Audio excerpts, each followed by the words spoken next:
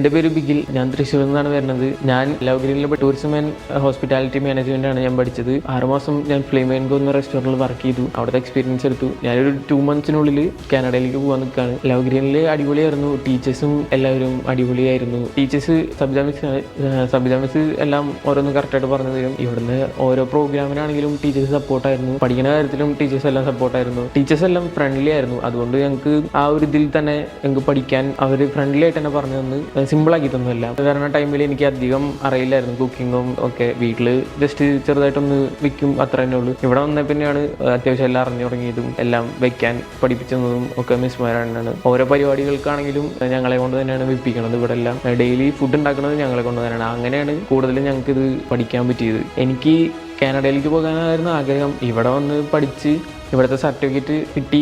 അങ്ങനെയാണ് ഞാൻ കാനഡയിലേക്ക് പോകാൻ ഇപ്പോൾ എനിക്ക് ഒരു ഓപ്പർച്യൂണിറ്റി കിട്ടിയത്. എൻ്റെ ജീവിതത്തിൽ ഇങ്ങനൊരു അവസരം കിട്ടിയതിൽ ലവ് ഗ്രീൻ അസോസിയേഷനോട് ഞാൻ വളരെയധികം നന്ദി പറയുന്നു.